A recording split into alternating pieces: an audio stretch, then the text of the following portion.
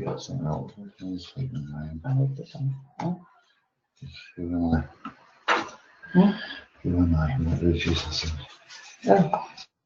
so I think we can start because for in my watch it's already 12:30. So, well, welcome everyone to the EFPC webinars series. Today is going to be about mental health and primary care, especially about the position statement that they have developed. We have a lot of presenters today, which is great. Thank you so much. And just very practical, I want to remind you that you can actually post them questions, and it has to be done in a written form. You have a chat box there. And you can type there your questions. Try to do it, please, along the presentation if you can. So if you have any question, just write it down, and because we will be collecting the question for them, and they will be able to answer it at the end of the presentation. I don't want to take too much the floor, so I'm going to give them already the floor to present themselves and to go towards the presentation. Just please, once you present yourself, just close the camera as I told you, and that's it. I think that's all for my part. But thank you so much, and I give you the floor. Thanks, Tony. Okay, thank you everybody for your presence. We are a group of people that met each other the first time at the EFPC meeting in Göteborg some years ago, and we had all abstracts about mental health. And during that session, we it's clear for us that as to mental health, there were in the different countries similar problems. We took lunch together and agreed to work further on it, and we did so. And at each EFPC meeting, we organized a symposium to know what the people want, and yeah, this is what we want to present today. So I'm Jan de Leepleijer, a GP from Belgium, actually sitting very close to the center of Europe, namely Brussels. My name is Dineke Smit. I'm the secretary of the working group Mental Health from the European Forum of Primary Care. And in daily life, I'm a director of Mental Health Institute and a researcher in complexity of mental health problems. I'm Ian Walton. I'm now a retired GP. As I run a course, I'm an educator in primary care mental health. My name is Lisa. I'm an educator in primary care mental health, and I'm currently a doctorate of education student researching pedagogy and primary care. My name is René Keith. I'm a psychiatrist, so I'm the new kid on the block. And I work as a director of a community mental health service in the Netherlands. And I'm also chair of a European network on community mental health service providers. And I'll tell you more about that. Hello, Sally. Oh, hello. Yes, I'm Sally Kendall. I'm the chair of EFPC and very interested in mental health. And also I'm the parent of a mental health, someone in recovery. Okay, thank you. We'll switch on to the PowerPoint presentation then right now. Yes. Yeah. Can you give the following one, Dineke? Yes. Oh, yeah. Jan, can you start? Yeah. So as I already mentioned, we met each other at EFPC, and we realized that there are a lot of problems as to mental health in different countries, and that some of these problems are very similar. Can you take the next slide, Dineke? Yeah. So, and starting from that point, we formed a group, and we met within the EFPC meetings, but also at the meetings we organized workshops to ask the people what they feel the problems are and what solutions could be drawn out of it. And starting from that experiences in say an iterative way, we worked on a position paper for the EFPC, like there are other position papers produced in the past, and this is what we want to discuss today with people from EFPC. What is the next slide, Dineke? Dineke? Yeah. Okay, yeah, this is one of the pictures of one of the groups. I think it was in Crete last year. And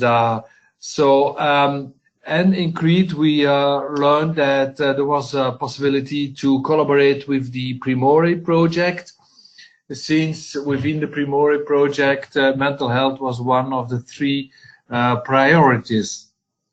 And this is what we are going to do now, but we want to discuss today the elements of our documents. Okay. Dineke, you take over. Dineke? Hello? Yes, there's something Yes. wrong. Yeah. Can you hear me? Yeah, we hear you. Okay. But, so you take over now, huh? Yes, I take over now. Oh well. One of our main objects is co-creation, and I would like to explain what we mean by co-creation. If we want to achieve a better mental health care, we should work together, not only sharing knowledge and experience, but also by really co-create. And co-creation means you make something that wasn't there before and it couldn't exist by the parts on its own. It's more like a cake. Eggs, butter, flour, sugar, and an oven doesn't make a cake. It's the connection and the interaction between the butter, the sugar, the oven, the grease, what really makes a difference. And what we want to do together, we can't do it alone. We want to make together the difference to make improvement in mental health care. And our current position is, as Jan told us, we started in Gothenburg just meeting each other, sharing knowledge and experience and expressing our wishes. But that's not enough. We had to grow. We had to do a lot of hard work, have interest in other opinions, of other experience. And we did that during the workshops. And after 5 years of sharing knowledge, not only within the working group, but also the attendance at our workshops during the conference, we created and analyzed all those experience and wishes for better mental health care. And that's how we create the statement of mental health care. If you ask us why do we want to co-create, it's deeply believed that co-creation is needed. Co-creation is not only you doing what you do and I do what I do, but it's really together make something new. And by focusing on co-creation, our goal is still a better mental health care, but the way we want to achieve this is connecting persons, professionals, and organizations. For me, as a researcher in complexity sciences, co-creation is a way to add complexity to beaten tracks. If the way we look at mental health is stuck, you should add more complexity. If there will be more recognition of this complexity, we can move away from these beaten tracks, which gives space for new ways to improve and really improve mental health care. But back to the importance of co-creation for mental health care. We see that co-creation with patients and their family is still not common. We believe that patients and caregivers need to be at the heart of all we do, and their voices must be heard within a change in the system. Integrated pathways of care will work when patients and caregivers' experience are shared, and their worldview is understood. So co-creation is not only within the professionals and organizations, but not only with the organizations of patients advocacy, but with all persons which are aligned to this problem. Also, the World Health Organization emphasized the need for people-centered health services and sees people as participants as well as beneficiaries of healthcare services. So it's really for us important to share, to do it together, and to create something which we can't do all by our own, not only in the Netherlands, not only in the UK or in Belgium or France, whatever. We really should join together. And that comes to the question to the participants. From which country are you, and from what profession or organization are you from? Can you tell us?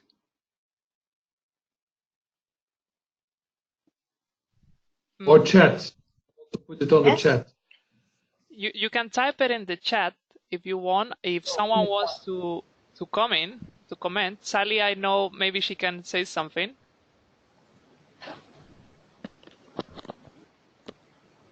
Oh, well, I was just going to say, you know, I'm from the UK, and you know, work both between academia and the National Health Service in the UK, and there is just, you know, so much work that we still need to do to co-create with patients and carers. You know, we have a lot of work to do, in my opinion. So, and I think we should, you know, your diagram here shows it. We can connect and learn from each other about this. There's someone else who can share his experience or background. Hello, Dave. You're a clinical psychologist in 3 primary care networks in mental health. And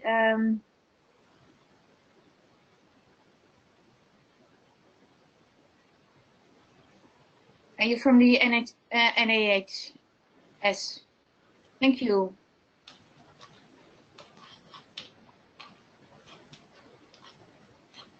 Okay, shall we go on? Jan, can I give you slide 6? Yeah.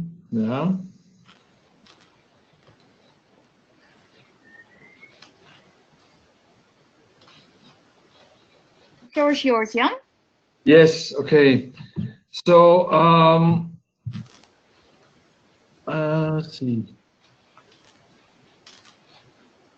Yeah. The slide of the background of the European Forum, the goals. Yeah. The background is that by the network, they want to improve the European population's mental health to promoting of a strong primary care mental health, and it's quite clear from the literature that the collaboration between primary and secondary care can be in many countries problematic, but you will see later on that there are solutions for that. It's also important when we want to do that improvement that we know something about the state of the primary care mental health, and that we can monitor that. And I think that there are a lot of systems that can be used to do that, and therefore we will need to collect information on mental health on different levels by different players in primary care, primary healthcare centers, GPs, nurses, psychologists, and even psychiatrists in primary care. And from that point of view, we have to exchange experiences, and very important, and we feel with our work that's not that easy to do, to exchange best practices. In the groups we had in the different EFPC meetings, we had quite a lot of interesting anecdotal things, but it remains difficult to get a good overview of good or best practices in mental health in primary care in different countries, where we can learn the one from the other. And it has to be very clear that for that good research, epidemiological research and primary care research is needed to get insight to that. And by developing our statements, we learned that also in literature there is quite some evidence that this research need to be done in a co-creation way for sure. And when we got all things, the good practices, the research and the basis, then we have to discuss it all the time, but especially when we got good results with the people who say that they guide us with the politics, and the guys and the people who decide about the organization of healthcare in general, and mental health in especially. And this gives me the opportunity to also stress the importance of a good collaboration and interface between mental health and the global health, because we know that people with psychological and psychiatric problems have major physical issues also that are very often not addressed. Lineker?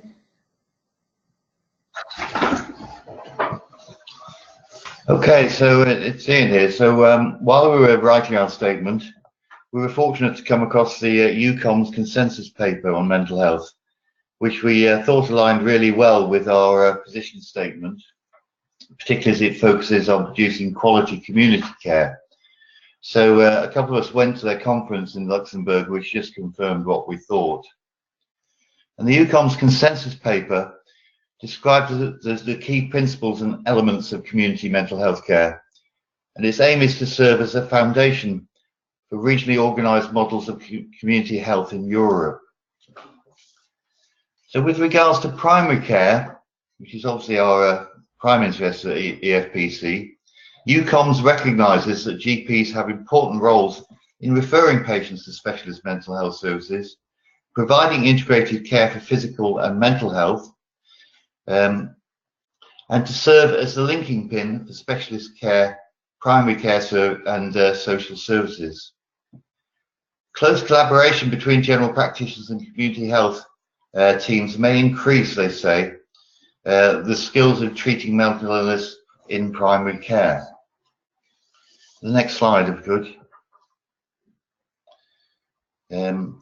So we actually believe that the EFPC position statements, they actually centre on promoting good health and good mental health, whereas EUCOMS is more focused on producing systems that treat those with ill mental health. EUCOMS do recognise the importance of early intervention and prevention, and that the GP has a central role in this. One example of how we have similar aims but slightly different approaches is that whilst we're both keen to work with public health at the EFPC, we're interested in a mentally healthy society for all, whereas EUCOMS focuses on how, through working in partnership with public health, those with mental health can be guided towards recovery. EFPC are focused on primary care and how primary care policy can improve the population's health, whereas EUCOMS are more focused on those already mentally ill. EFPC wishes to support and influence primary care services at all levels, connecting all interested parties, with the patient voice at the centre, so all have equality and equity.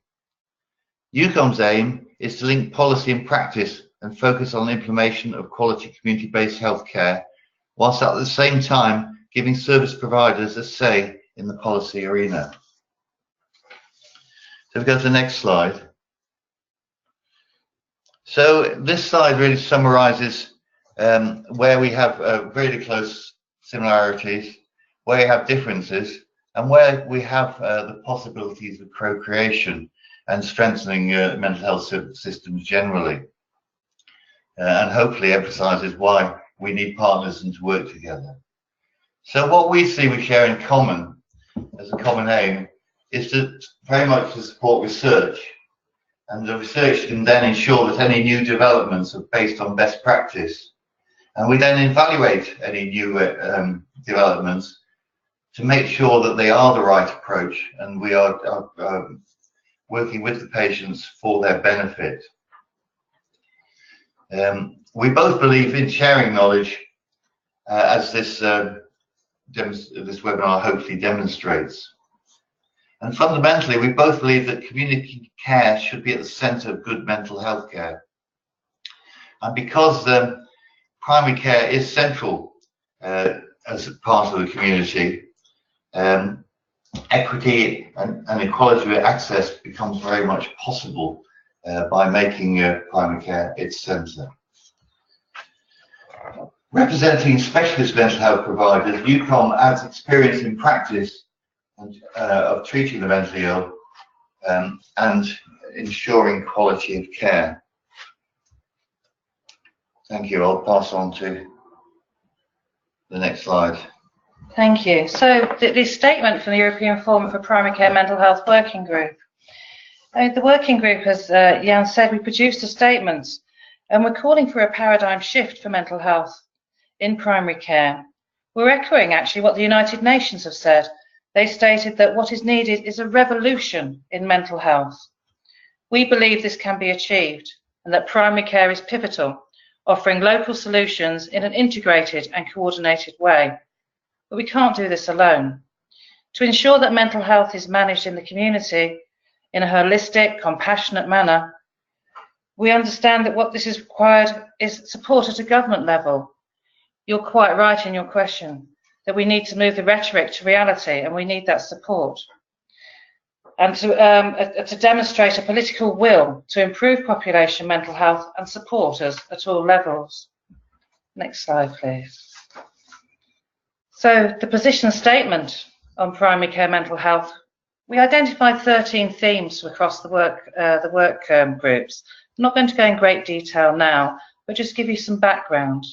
So the collated themes here, they were produced, as Jan said, through an iterative process from a series of workshops held over 6 years by ourselves and the people who attended, all focusing on primary care mental health and attended by practitioners, service users, carers and their family from across Europe, but also lucky enough to share some models of best practice from Canada and the East. There's a consensus across the groups that more can be done in primary care and that people should be placed at the heart of design, giving them a voice to both themselves and their families and their carers, and an input to the implementation, delivery and evaluation. We have to echo the understanding that mental health is non-discriminatory. It can happen to any one of us at any times and our families at any time. And as already as Dave has said, we're all primary care patients. Our journey so far has taught us that there is no universal framework for integration. We've heard stories of little to no provision and stigma amongst both the communities and the professionals who serve them. There's a lack of accurate data and a paucity of research, with pockets of best practice, though still often reliant on legislation and medication, spread both across Europe and the East. Some countries are still relying on asylums solely for their mental health care and prisons to manage it. The themes here that we've put up, these 13 themes above here that you can see, they run across the whole life course and they've been identified as priorities. They're not exhaustive by any means, and they offer a holistic framework to enable primary care to be part of, a very fundamental part of, we believe, a biopsychosocial, spiritual and cultural perspective, ensuring this holistic care. We're going to come back to the themes in a moment, but I have a great pleasure to handing over to Dr. Renee Keat, who chairs UCOMS and who can tell us a little bit about their journey and what they're doing. Well, thank you very much, Lisa, and I'm really happy to be here as a psychiatrist in this primary care forum, because I really am convinced, being a psychiatrist, that primary care is the heart of community mental health. Why? Well, first of all, because the prevalence of mental ill health is really very high. It's up to 20–25% of the population per year has psychiatric disorders. So this is just too large to leave it to mental health care alone. But not only primary care, because mental health really also involves your social functioning and your identity. So a broader approach than only mental health is important. And can you click, Dineke, on the slide? So we start a network of community mental health services that have a similar vision, a shared vision on community mental health. And when we started this network, and that was already 4 years ago, then we started with the idea to describe the ideal model of mental health care. But then we decided the ideal model doesn't exist because it depends very much where you are. I see it also as a tenant from India, for example. And so a low or middle income country will have different challenges, but in a way also different opportunities from the high income countries that sometimes can tend to complex very fragmented services. So if you see on this map, we have services now all across Europe, from Norway to Portugal, from Ireland to Moldova. But it's also beyond that. We have also some services involved in USA, in Hong Kong, Japan has shown interest. So it's beyond Europe as well. And it's a network of services and the users of those services. So when we decide we will not describe the perfect model, but we will describe the underlying principles. I can have the next slide, Dineke. Because then one by one, I will list these perspectives that are the foundation of our principles. First, ethics, and then we're really talking about human rights. How can mental health care support human rights? Can I have the next one? The second is public health. So how can we operate in the public health domain, which is more than giving treatment to individuals. It's how do you strengthen the health of the population. The third one, it's recovery. Recovery started as a civil rights movement of patients, and now has become a fundamental principle that you base your care about the strength and the goals of the patients. And the fourth one, the effectiveness. So evidence-based medicine is as much one of our principles as is the recovery. The fifth one is about a network approach. Mental health care is too large, as I said, for mental health care alone, so you need a wider network, but then it helps as a parallel process that you organize yourself as a network as well. And the sixth principle on the peer expertise. The peer expertise is the expertise of the service users that we use now as a third resort of our expertise.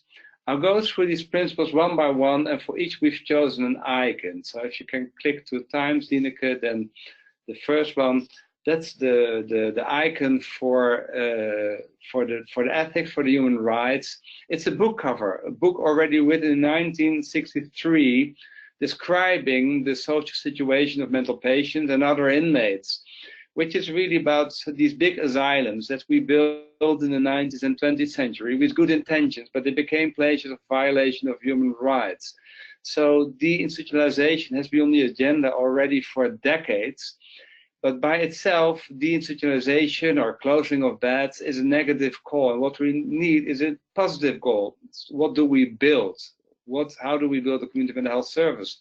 The second one is the icon, in this case of a map of Malaga, but it could be any map in the world, with a pointer expressing that a community mental health service is there for the mental health of all the citizens in a certain catchment area. Not only by providing treatment to those who are in treatment, but also by supporting, for example, primary care in that region. The third principle, the recovery, is often described as a journey. It's the client, the patient journey. It's based upon the strength and the goals of the patient. And it's like in the Beatles song, it's often a long and winding road. But the essence is that it's built, that is based upon the strength and the goals of the patient. And that is really a task for us also in our diagnosis process. That diagnosis then becomes a narrative process in which you as professional, together with the patient, write the diagnosis. The fourth principle, as I said, was about evidence-based medicine.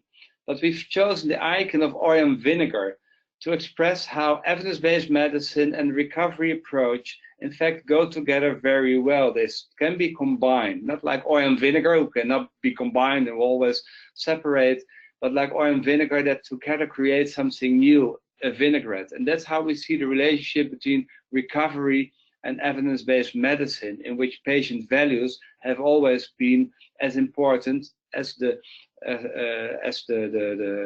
proof of science.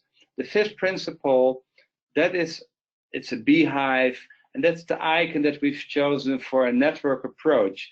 The beehive in itself is a network of bees working together, but there's also a relation with the external world of bees going, the cross-pollination, going from one flower to another flower. That's for me the icon of the intersectoral collaboration that we need with primary care, with social services, with police, with the church, with the family. I read it in one comment. The family is a very important partner in all our treatments, so we should and can collaborate with them. The sixth principle is the icon is that of peer expertise. And what you see here is an icon that comes from Japan. It's a tradition that when pottery is broken, they repair it, but still the crack is visible, but it's repaired, as you can see, with gold. This tradition, called kintsukuroi, is for me the most beautiful expression of what peer expertise is about. Something went wrong in life, but in the repair process, in fact, you have added value. And then peer expertise or life experience becomes a third resource of our expertise. We have the body of scientific knowledge. We have our practice that we can get better in by training, by supervision, but we also have our life experience. So we strive for services that have peer experts as professionals in their service, but also for professionals who are more open about their own life experience and use that to strengthen the relationship with the patient. So then I hand over to Lisa.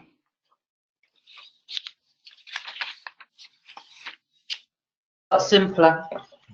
Thank you very much, Renee, and I love the images. It makes it so much easier to understand some of this complexity. We haven't got images. This is where we are. We're at the start of this. We've pulled the work together and we have these themes. So I'm just going to briefly touch into the themes and then ask you, those that have come online, for Diana will send you a copy of the statement, and we'd really appreciate you looking at the comments and what's written and giving us your views and perspectives. But this is a summary. And the first one we have is access.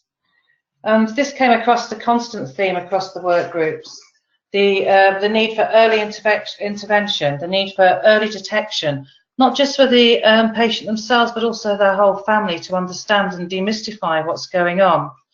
There was recognition of artificial barriers, that people needed to meet certain thresholds for access. And if they had comorbidities, drugs, alcohol, other physical conditions, in some areas they didn't get access. So, but diagnosis was actually seen as an exclusion instead of a way in sometimes. So our solution was to look at no artificial limits. We needed to make sure that people are accessed and get support at the right time, in the right place, by the right person. And it's really important that that person has the skills. And there's also recognition that this may not be in health. This may be in schools, universities, the church, the man in the street. So the next theme we looked at, as we've talked about today, is co-creation. This is something that is frequently discussed but very seldom done. We know that solutions lie in integrated care, with people as participants to receive education and support to help them to meet their goals in life. The third thing we looked across at was complexity. Primary care is complex by definition. However, when you talk to service users and carers, they say the systems are complex. Their issues are actually quite simple, and they're made more so by the systems. We need to recognise the individuals and their surroundings and interactions between physical and mental health, and need to look after both. To help this, in the statement, we include a diagram that actually came from Austria, which looks at education. And we realise that education needs to be done at all levels. It needs a whole population approach. And we've adapted in the model, the Austrian model of health hygiene, wonderful term, which looks at it from a citizen's level and awareness through caregivers, professional leaders, aiming towards destigmatised mental health training across the board with allied professionals, primary care, the wider workforce, peer education and self-care, heart to heart between help seekers and help givers, schools, teachers, communities and leaders. A key theme that came across was inequality, and it was so distressing hearing professionals wanting to make such a difference but being limited and restricted in what they do due to lacks of resources, lack of understanding, a lack of political will, amongst many other factors, including investment across the board. We know mental health is not discriminatory. It can happen to any one of us, our families, at any time. And we also know that we need nurture, love, support and freedom to develop into a healthy adult. But in the current situation across the world with wars, refugees, issues about poverty, that those born in poorer families, in poorer areas, have an increased risk of mental health problems in later life. There's big issues around solutions for inequalities, but there's enough evidence to show that we should strive for less income differences to improve the health and well-being of the population. And the only way we can tackle the stigma is when we recognise that it exists and focus on the causes and reduction of the impact instead of blaming it on the inherent weakness of the individual. Information technology. There's a concern was shared right across the board for a growing shortage of general practitioners from richer countries poaching general practitioners from poorer countries, from a lack of trained allied health professionals. And it was voiced that this is not healthcare's problem alone. As Renee said, it needs to be broader across communities. We recognise the harm that can be done by information technology and social media, and there's some research around that through cyberbullying, social isolation. But there's also so much that can be done, only the tip of the iceberg, to help and support people. It has great potential. There's some wonderful apps that can help people. And there's some evidence of websites and other technologies which, if used wisely, can be of benefit. But these need to be shared. They need to be shared across the board. They need to be tried and tested. And also there needs to be some recognition. Technology can in some ways be cheaper. However, it can never replace the human touch, but it can be used to the benefit of many, either with or without therapist and clinician support. Same as all of the positions we've across, all needs further investment, further research, and volunteers to do that work. Leadership. There needs to be governmental, clinical, community and patient ownership. And we need champions for mental health. We need the approach to be integrated, case managed with recognition that it corresponds with complexity sciences which have cohesion and are dynamic. And the process of change is one that needs guidance and understanding, which requires this leadership. One size does not fit all. If something's working in one country, it does not mean it can be replicated in another, because it may be failing. So we need clear leaders who understand and whose role is very simple, actually. It's to inspire people to create change and develop ownership, and to enable the rhetoric of policies and statements such as this, advocating a change in mental health. But in order for that to become a reality, we need this transformational leadership to inspire this change. There's some different models of care throughout, interesting for primary care. And good primary care, underneath it is the values underneath that's so important, that good primary care requires compassion and care for the individual from their conception through to a good death. There needs to be recognition that every child, man or woman have their own unique needs when experiencing mental ill health. And there needs to be clear recognition of the families and caregivers, who often have very distinct needs as well, that aren't understood by schools, community and workplaces. And we talk about integrated working, dedicated teams. So there's been some great work around looking at dedicated teams around the person, offering available support 24 hours a day. I mean, this is Rolls Royce. However, in other areas, it's not so good. But what is needed is a clear, equitable model of care. which includes prevention, a whole population approach, early intervention, access, treatment, and the recognition that recovery isn't quick. It can take 5 to 7 years. And we have some good evidence that approximately 50% of healthcare costs come from only 5% of the population. High cost, high need patients, often complex and involve multiple agencies. And within the document, we've included a risk stratification model as a framework that can manage and support people within the communities based on Kaiser Permanente's risk stratification pyramid. Prevention. We can't stress the need for prevention.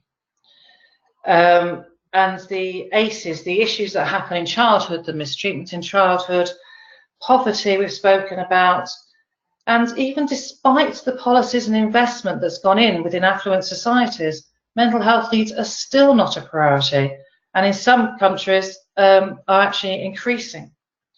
Current predictions indicate that by 2030, depression will be the leading cause of disease burden globally.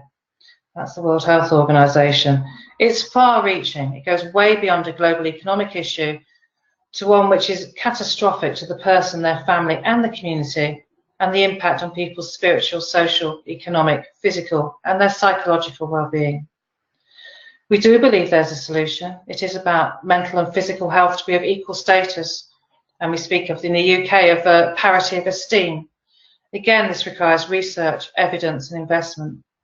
Education, particularly around mental health promotion at a population level to manage this ever-increasing problem. What's working in communities needs to be shared. And also there's a lovely move towards social prescribing in primary care, and that brings into the third sector, the church and philanthropic groups, brings those into play as well to enable people's mental health at a population level. So a paradigm shift towards prevention is absolutely key. Ensuring this holistic, compassionate approach is both at government and population level. It needs that support.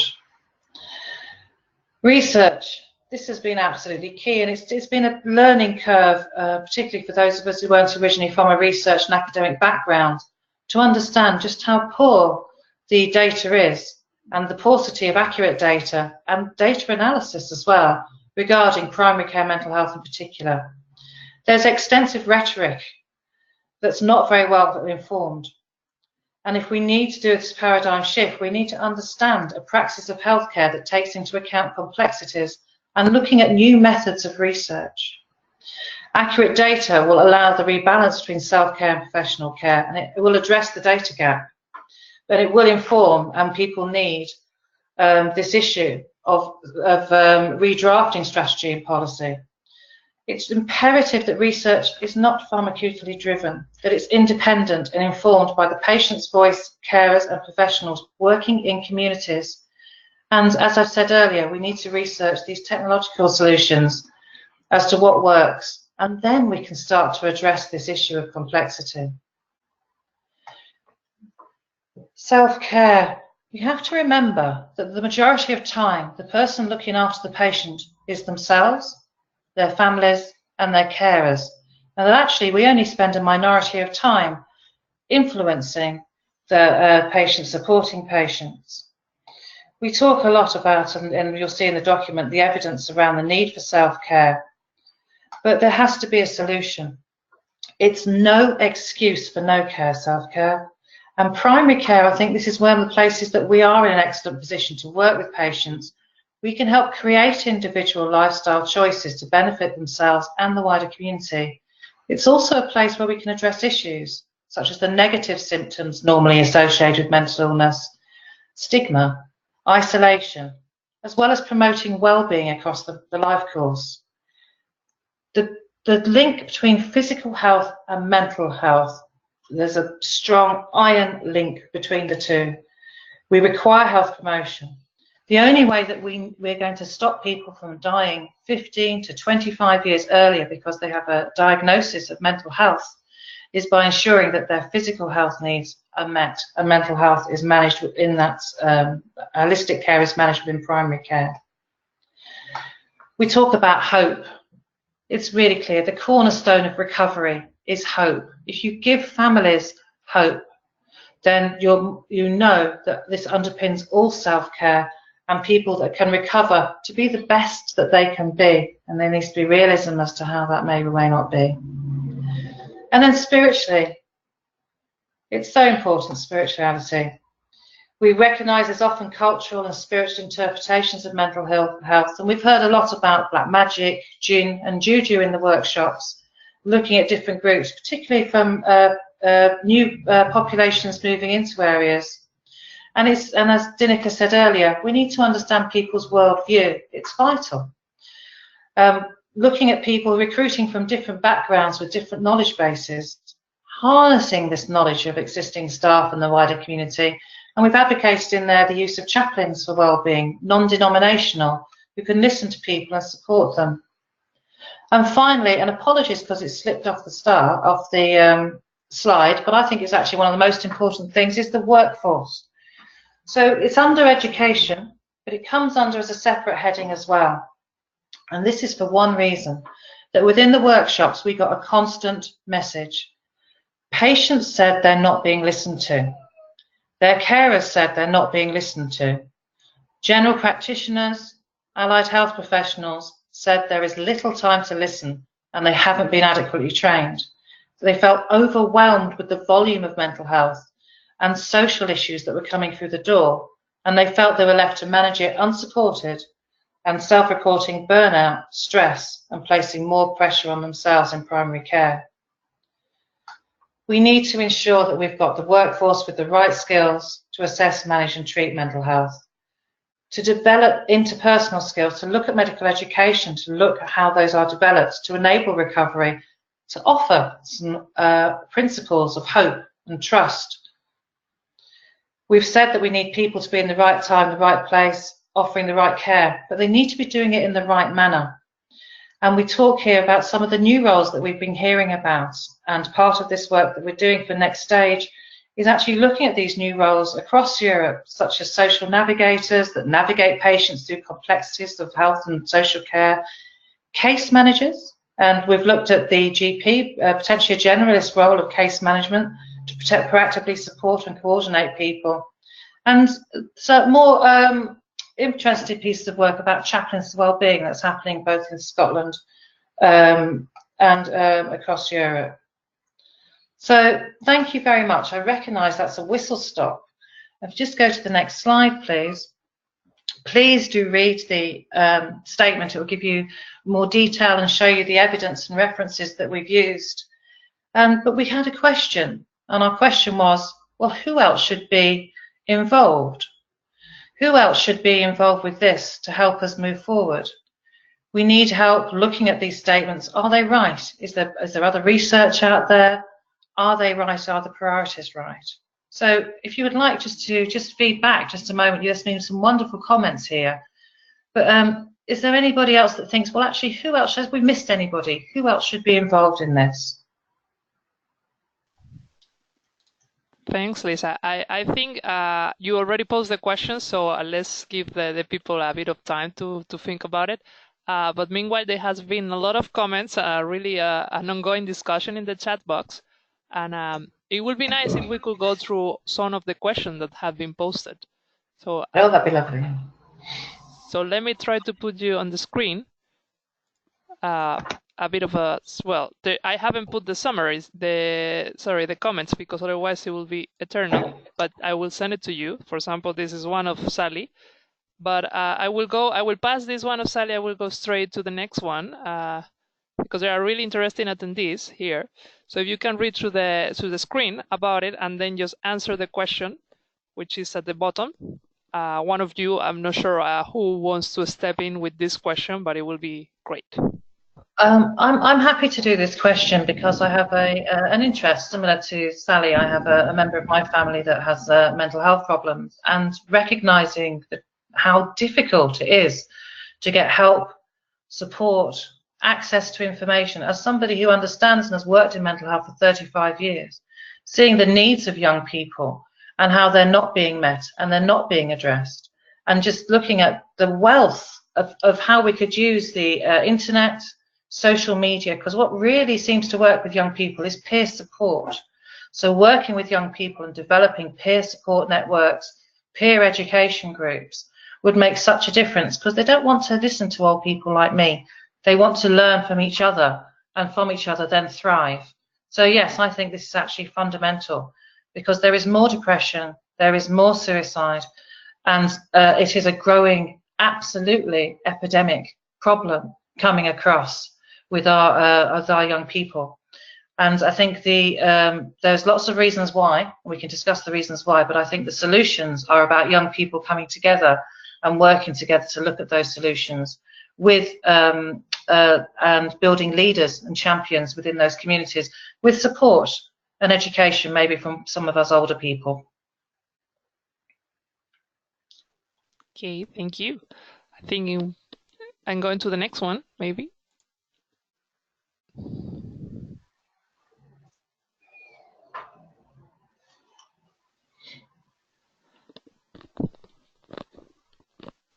Should primary care and mental health strive to be diagnostic?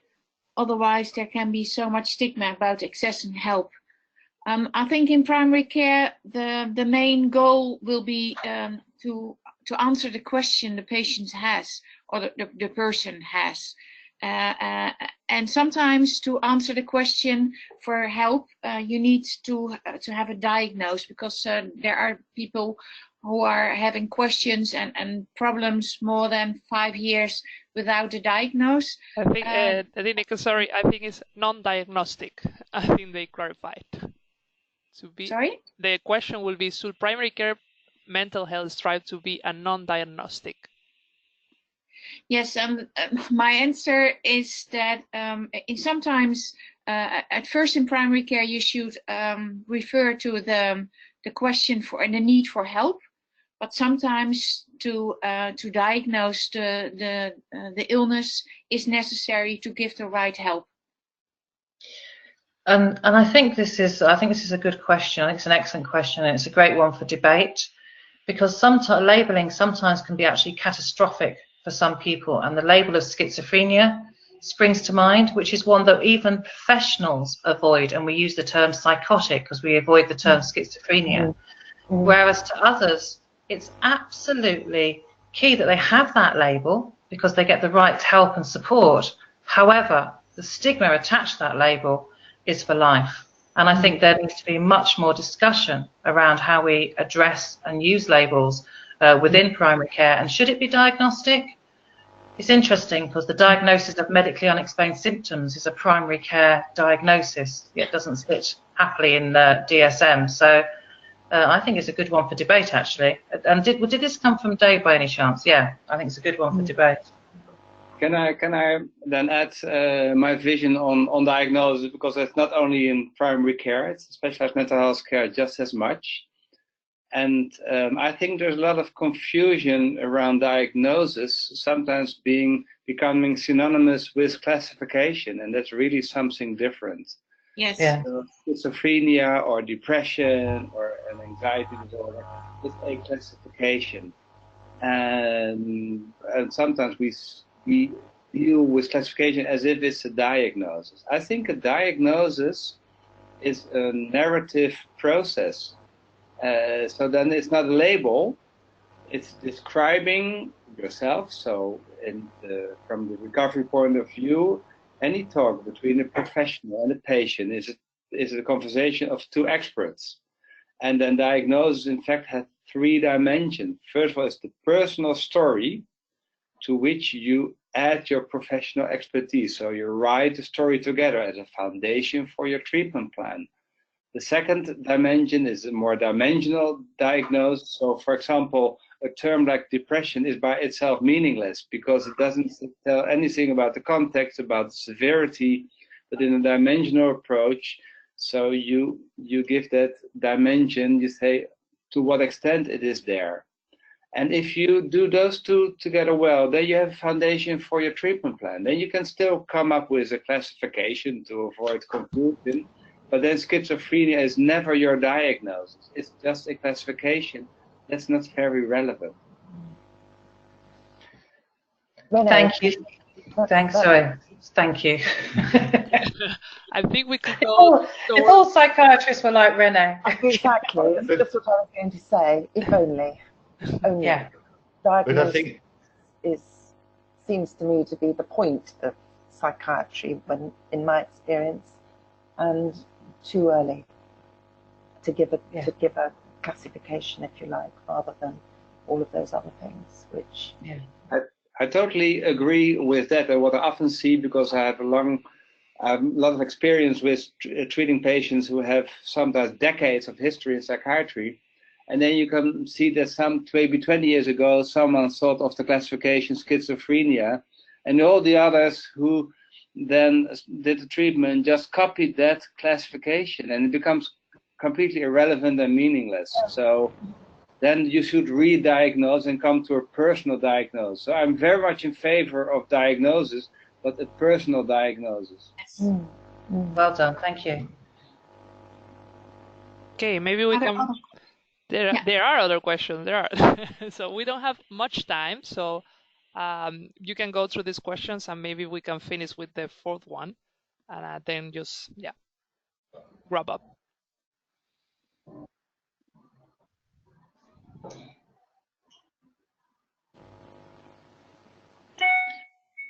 I think. Can you answer this question?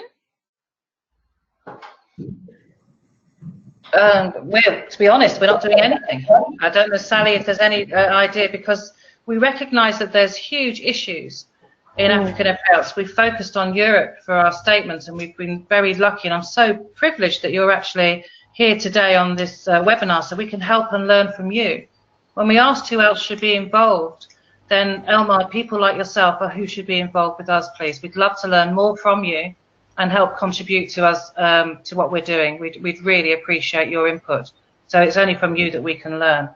And I think the next question, how can we develop and ensure the strong leadership for primary care mental health? Well, I think that's really why we started the position statement. And what we're deeply trying to find is people, unfortunately, leaders in primary care mental health seem to be fairly rare, but I know they're out there, and it's why we're so keen to get these networks. And I mean, hearing Rennie today, there's another, the leaders aren't just in the primary care mental health network. Rennie's a strong advocate for the same. And so I guess what we're hoping to do with the statement is send it out to as many leaders we know in primary care mental health and people who know about that, and get their vision back and see if we are on the right lines. And so create these networks and look at how we do create these leaders. And also support them, because they often go. We often have short-term leaders in primary care, and they disappear due to workload, pressure and stress. But by supporting each other in different countries, by setting up networks, we can really grow and become stronger, because you cannot do things in isolation. And I think it must have something to do as well with this parity of esteem, because, there's no shortage of leaders in cancer care. And we need to think about what is it about, that is deeply misunderstood around this parity between physical and mental health, that makes a difference to the way that people then, can really become leaders in this area. I think there's lots of complexity, I think, around that. Yeah, I agree. Yeah, I think I'm not. Well, sorry, Dineke, I'm not sure if you want to give your last words, because this is finishing. Now it's yours. Okay, so well, I'm not going with technicalities. I think it has been a great discussions. It's a pity that we cannot go over time, but this webinar has been recorded. I'm gonna get all the comments and I'm going to send it to you, so maybe you can build up from there. And Yes. Jos, if you can provide me also, one contact point, so maybe attendees can contact you and send you feedback, because there has been posted some questions, and it will be really interesting to get in touch with you and also build up on that. But I just wanted to basically thank you for being here today and having this great interesting discussion. And well, hopefully it helps up to keep building and keep working on mental health and primary care, which looks like there's a lot of work to do. So Can I just make a quick point, Diana? definitely, Sally. Can we put the questions on Pi as well? Yeah, that will be great. I will definitely make sure of that, or either one of you, Dineke, or Yeah. Yes, I will. If you send it to me, then I will put them on Pi. Okay. Perfect. Okay, thank you then, everyone. Thank you. For joining us. Really, really great. Thank you. Thank you. Thank Thank you, everybody. Thank you very much. Bye. Bye. Bye. Bye. Bye. Thank you. Bye.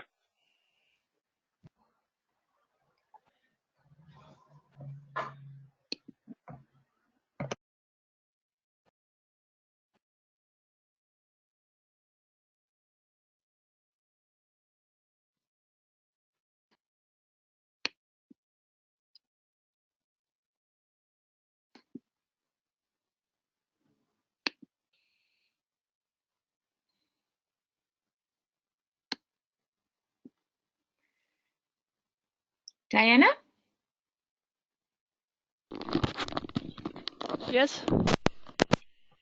And Hi, are we Are you still on? there, Dineke? yes, I'm still there. Oh, thank you. Good. Yeah, is that all right? Yeah, it was great. It was a pity that there was not much time for discussion, but I think it was really nice.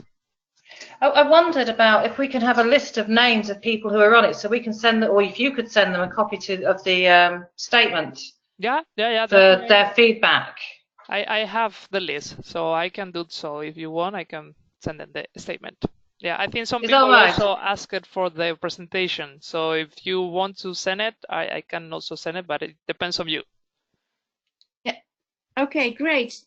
Thank you for your help also, Diana. It was very nice to have you in the background to organize and to put us on the right place and at the right moment. Thank you. No, but thank you.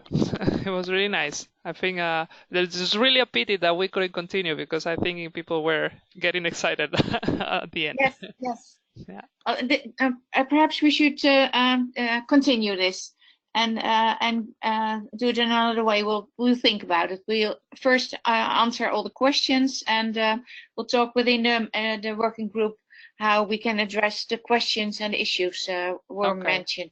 Yeah. Yes. Perfect. Okay. That's great. Then I will quit, and I wish you a nice weekend, and see you soon. Yeah, for you too, for everyone. Okay. Yes. Bye. Bye.